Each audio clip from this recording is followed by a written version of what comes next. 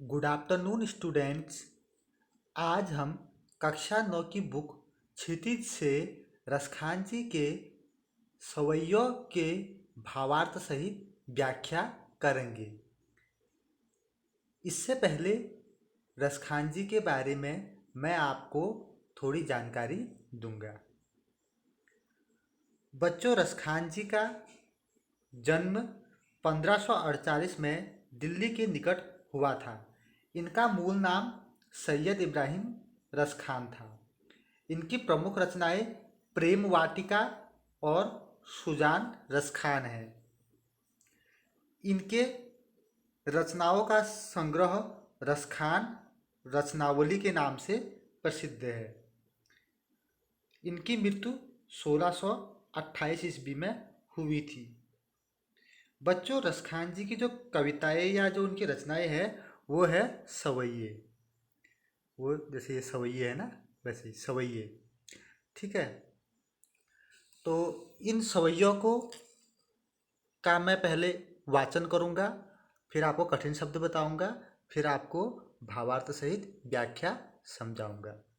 तो बच्चों, इसमें रसखान जी ने अलग अलग घटनाओं का वर्णन किया है। तो पहली सवई में रसखान जी ने क्या किया है? तो जो पहली सवई में रसखान जी ने ब्रजभूमि के प्रति अपने प्रेम को प्रकट किया है, क्योंकि ब्रजभूमि का संबंध उनके आराध्य देव श्री कृष्ण जी से है। क्योंकि वे ब्रजभूमि में श्री कृष्ण जी के साथ रहना चाहते हैं। यही वे अपना इस सवैये में बता रहे हैं। रसखान जी इसी सवैये में बता रहे हैं कि वो श्री कृष्ण जी के साथ ब्रजभूमि में रहना चाहते हैं। उनको ब्रजभूमि बहुत अच्छी लगती है। ठीक है। तो बच्चों, ये सवैये है। तो सवैयों का मैं लय के साथ वाचन करूंगा। ठीक है।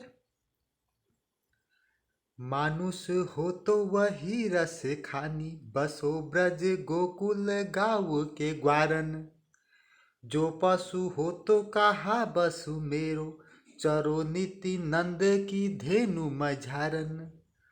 पाहन हो तो वही गिरी को, जो कियो हरि छत्र पुरंदर धारन। जो खग हो तो बसेरो करो, मिली कालंदी कुल कदम्बे की डारन। रसखान जी ने इसमें बताया है ब्रजभूमि के बारे में वर्णन। ठीक है। तो रसखान जी के उसमें है मानुष। मानुष का अर्थ है मनुष्य। मानुष माने मनुष्य। बसों, बसों का अर्थ है रहूं या बसना। ग्वारन, ग्वारन का अर्थ होता है ग्वाल बाल।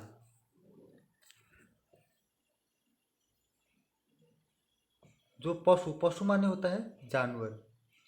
कहाँ बसु मेरो, मेरे मेरे बस में न होना, मतलब जो भी है मेरे बस में न होना। चरो, चरो का अर्थ है चरना।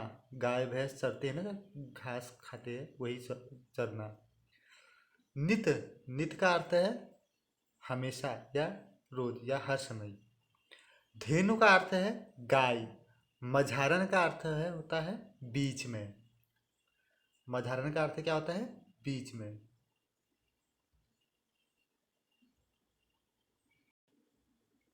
पाहन, पाहन का अर्थ होता है पत्थर। पाहन का अर्थ क्या है? पत्थर। गिरी, गिरी का अर्थ है पर्वत। हरिछत्र, हरिछत्र का अर्थ होता है छाता। भगवान ने छाता बनाई थी ना पर्वत को, वही पर्वत। पुरंदर, इंद्र। धारण यानी कि धारण करना। श्री कृष्ण जी ने अपनी अंगुली में गोवर्धन पर्वत उठाया था ना, तो उसी का वर्णन यहाँ पर रसखान जी ने किया है। जो खग, खग का अर्थ है पक्षी।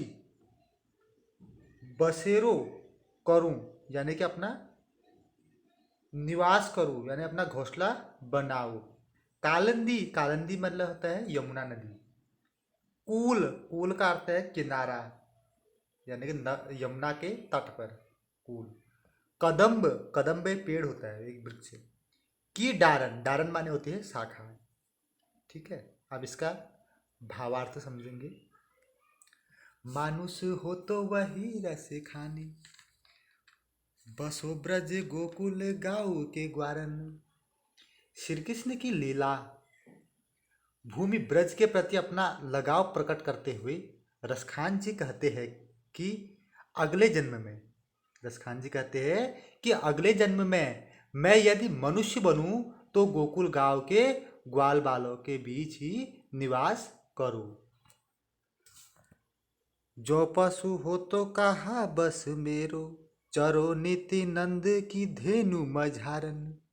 फिर आगे रहीमदास जी कहते हैं कि यदि मैं पशु बनूं जिसमें मेरा कोई जोर नहीं है। रसखान जी कहते हैं कि जरूरी नहीं है कि मैं मनुष्य ही बनूं, मैं पशु भी बन सकता हूँ, इसमें मेरा कोई जोर या मेरा कोई वश नहीं है। तो वो कहते हैं कि अगर मैं पशु भी बनूं, मनुष्य तो रहने दो, अगर मनुष्य नहीं बनूंगा तो मैं पशु बनूंगा, मेरा तो जोर नहीं है इसमें, मेरा वश तो नहीं है कि मैं मनुष्य ही बनूंगा। अगर मैं मनुष्य न भी बनूं, मैं पशु बनूं तो जिसमें मेरा कोई बस नहीं है, फिर मैं हमेशा नंद बाबा की गायों के बीच में चरूं।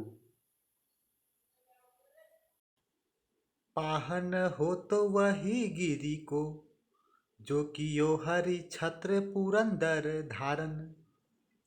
आगे फिर रसखान जी कहते हैं, यदि मैं पत्थर बनूं तो उसी गोवर्धन पर्वत का पत्थर बनूं जिसे श्री कृष्ण ने अपनी उंगली पर उठाकर लोगों को इंद्र के प्रकोप से बचाया था। पाहन यानी पत्थर।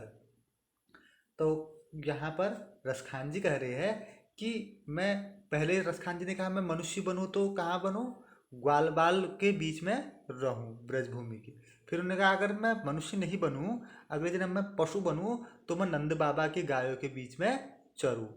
फिर रसखान जी कह रहे हैं अगर मैं पशु भी नहीं बनूं, मैं अगर पत्थर बजे बनाएगा भगवान तो मैं उसी पर्वत का पत्थर बनूंगा, उसी गोवर्धन पर्वत का पत्थर बनूंगा जो जिसे भगवान जी ने अपनी उंगली पर उठाकर इंद्र के प्रकोप से पूरे ब्रजभूमि को बचाया था। जो खग हो तो बसेरु करो, जो खग हो तो बसेरो करो, मिली कालंदी कुल कदम्ब की डारन।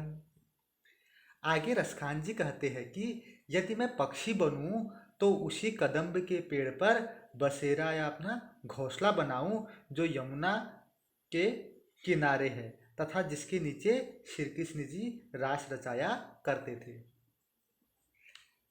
ज खग हो तो बसेरो करो, मिली कालंदी कुल कदम्ब की डारन। खग, रसखान जी कह रहे हैं, आगे रसखान जी कह रहे हैं कि खग, जो जो खग हो, तो रसखान जी कह रहे हैं कि अगर मैं पक्षी बनूं, पहले उन्होंने क्या कहा था, मैं ग्वाल बाल बनूंगा, मनुष्य बनूंगा तो ग्वाल बाल बनूंगा, श्री कृष्ण जी के साथ ही रहूंगा।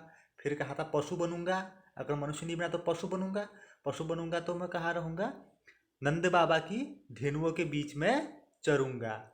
फिर उन्होंने कहा अगर मुझे पशु भी नहीं बनाएंगे भगवान, मुझे पत्थर बनाएंगे तो मैं उस गोवर्धन पर्वत का पत्थर बनाऊंगा बनूंगा जिसे भगवान ने अपने उंगली पर धारण कर इंद्र के प्रकोप से पूरे ब्रजभूमि को की रक्षा की थी। फिर आगे रसखान जी कह रहे हैं यदि मैं पत्थर भी नहीं, मैं पक्षी बनूंगा, यदि मैं खग बनूंगा, पक्षी बनूंगा तो अपना बसेरा कहाँ करूंगा, कालंदी कुल कदम्ब की डारन, यानी कि कालंदी नदी, यमुना नदी के तट तट के किनारे कदम्ब के वृक्ष में मैं अपना घोंसला बनाऊंगा। तो बच्चों, ये रसखान जी की पहली सेवई है। आपको ये समझ में आ गई होगी। आगे हम रसखान जी की दूसरी सेवई का व्याख्या सहित मैं आपको बताऊंगा।